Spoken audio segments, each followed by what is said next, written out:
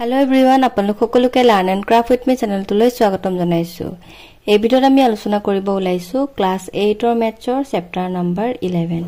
ইয়াৰ নাম আছিল পৰিমিতি অৰ্থাৎ মেনচুৰেচন। যোৱা ক্লাছত আমি এক্সাৰসাইজ 11.1 ৰ কোৱেশ্চন নম্বৰ 1 আৰু 2 টো ডিসকাস কৰিছিলো। তো এটা আমি স্টাৰ্ট কৰিম কোৱেশ্চন নম্বৰ 3 পৰা। গতিকে বলা পলম নকৰি ভিডিঅ'টোলৈ আগবাঢ়ো। ইয়াতে চোৱা কোৱেশ্চন নম্বৰ 3 দিছিল যে এটা চতুৰ্ভুজৰ কৰ্ণডালৰ দৈৰ্ঘ্য 20 মিটাৰ আৰু ইয়াৰ ওপৰত বিপৰীত শীৰ্ষবিন্দু দুটাৰ পৰা টনা লম্ব দুডালৰ দৈৰ্ঘ্য 8.5 মিটাৰ আৰু 11 মিটাৰ হলে চতুৰ্ভুজটোৰ কালি নিৰ্ণয় কৰা। ঠিক আছে, তাৰ মানে কি কৈছে এটা চতুৰ্ভুজৰ তোমাৰ কৰ্ণডালৰ মান দিয়া আছে আৰু যেটো তোমাৰ কৰ্ণডালৰ ওপৰত লম্ব টনা হ'ব শীৰ্ষবিন্দুৰ পৰা সেই লম্ব দুডালৰ মানো তোমাৰ দিয়া আছে 8.5 আৰু 11। ঠিক আছে, এতিয়া সেই চতুৰ্ভুজটোৰ কালি কিমান হয় আমাক উলিয়াব দিছে। ঠিক আছে, এতিয়া আমি জানো যে চতুৰ্ভুজৰ কালি ফৰ্মুলাটো কি আছিল হাফ ইনটু শাখা লম্বৰ যোগফল ইনটু কৰ্ণ। ঠিক আছে, সেই ফৰ্মুলাটো ব্যৱহাৰ কৰি পেলাই আমি কৰিম। বুজি পাইছে? এইটো যেটো ফৰ্মুলা তোমালোকৰ দিয়া আছিল তো এই ফৰ্মুলাটো ব্যৱহাৰ কৰি পেলাই আমি কোৱেশ্চনটো সমাধান কৰিম। ঠিক আছে, এতিয়া চাই লোৱা। এতিয়া চোৱা কোৱেশ্চনটোত আমি যিকিটা দিয়া আছে এইকিটা পাতি লৈছো। কৰ্ণডালৰ মান দিয়া আছিল 20 মিটাৰ, লম্বৰ মান তোমাৰ দিয়া আছিল h1 8.5 আৰু h2 11 মিটাৰ। তো কালি ইকুৱেল টু কিমান? এতিয়া আমি জানো যে চতুৰ্ভুজৰ কালি ফৰ্মুলাটো কি আছিল মাত্ৰ পাইলো হাফ ইনটু শাখা লম্বৰ সমষ্টি তাৰ মানে h1 plus h2 into d হল। এটা ফৰ্মুলাতে আমি মানকিটা বহাই দিলে আমাৰ আনসাৰটো ওলাই যাব। চাবা এতিয়া h1 plus h2 h1 ৰ মান আছে 8.5 আৰু h2 ৰ মান আছে 11 আৰু d ৰ মান আছে 20 হল। 2 ৰে 20 কাটি দিয়া 2 10 গুণ 20 হল। তে 8.5 plus 11 দুইটা প্লাস কৰিলে কিমান পাবা 19.5 পূৰণ এটো কিমান আছে 10 তো 10 ৰে পূৰণ কৰি দিয়া। এতিয়া চাবা এই সংখ্যাটোক 10 ৰে পূৰণ কৰাৰ লগতে কি হ'ব তাৰ দশমিকটো আঁতৰি যাব। তাৰ মানে কিমান আহিব 195 এককটো মিটাৰত আছিল তো আমি কালি এককটো কি লিখিম বৰ্গ মিটাৰ। বুজি পালা? এইটো হৈ গল কি ইয়াৰ আনসাৰ। ঠিক আছে, নেক্সট টু চোৱা।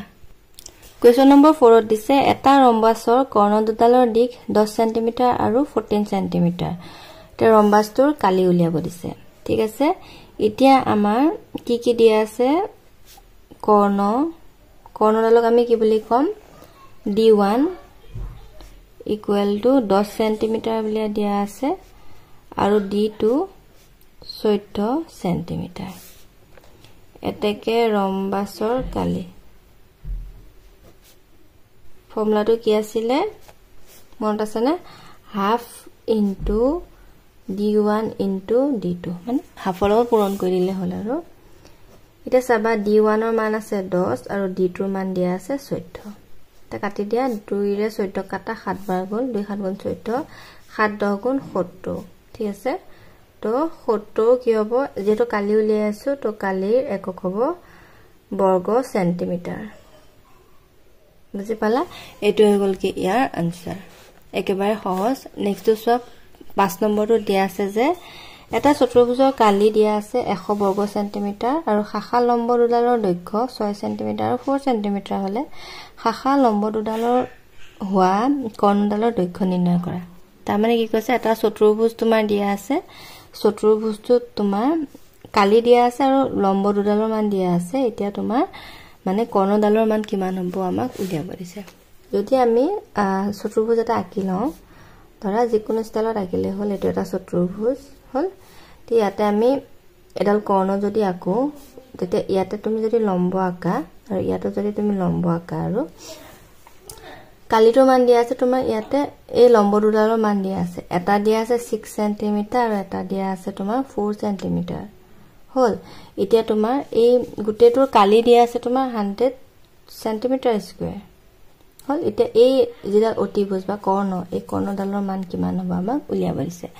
কৰ্ণডাল আমি কি বুলি জানো d বুলি জানো। তো এই d ডালৰ মান আমি উলিয়াব লাগিব হল। আগৰটো হতে একে এতিয়া চাবা আমাৰ যিকিটা দিয়া আছিল আমি পাতি লৈছো চতুৰ্ভুজটো তোমাক কালি দিয়া আছিল 100 বৰ্গ সেন্টিমিটাৰ শাখা লম্ব মানে h1 6 আৰু h2 4 সেন্টিমিটাৰ আৰু কৰ্ণ দিদালৰ মান কিমান আমি নাজানো তো প্ৰশ্নত বুধক দিছো এতিয়া লিখিবা যিহেতু চতুৰ্ভুজৰ কালি ইকুৱেল টু কিমান হ'ব এতিয়া হাফ ইনটু শাখা লম্বৰ সমষ্টি তাৰ মানে h1 + h2 into d হল এতিয়া আমি যি মান জানো মান কিটা পাতি যাম চতুৰ্ভুজৰ কালি মান জানো 100 to 100 লিখিছো into half h1 ৰ মান আছে 6 আৰু h2 ৰ মান আছে 4 into d d মানটো নাজানো তো d বুলি লিখিছো হল তাছত এতিয়া চাবা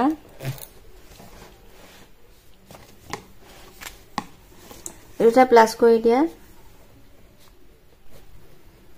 কিমান হ'ব 6 4 10 whole into d 2 ৰে কাটি দিয়া 2 5 গুণ 10 হল যে তোমাৰ ওপৰত কিমান থাকি গল 5 গুণ 5 তলত একো নাই d টো পূৰণ হৈ আছে গতিকে 5d বুলি লিখি দিয়া হল তে 5 ৰ লগত d টো পূৰণ হৈ আছে সমান চিহ্ন ইফালে লৈ আহিলে কি হৈ যাব হৰণ হৈ যাব ইকুৱেল টু d তে 5 ৰে 100 কাটি দিয়া 5 দুগুণ 0 তাৰ মানে কিমান পালা 20 সেন্টিমিটাৰ এককটো সেন্টিমিটাৰত আছিল নহয় তো আমি সেন্টিমিটাৰে লিখিছো তো এটাকে কৰ্ণ ইকুৱেল টু কৰ্ণ মান কিমান হ'ব 20 সেন্টিমিটাৰ বুজি পালা এটো হৈ গল কি ইয়াৰ আনসাৰ আজিলৈ মানে আছিল ভিডিওটো চোৱাৰ বহুত বহুত ধন্যবাদ নেক্সট ক্লাছত আমি কোৱেশ্চন নম্বৰ 6 ৰ পৰা ডিসকাস কৰিম and thank you for watching and study well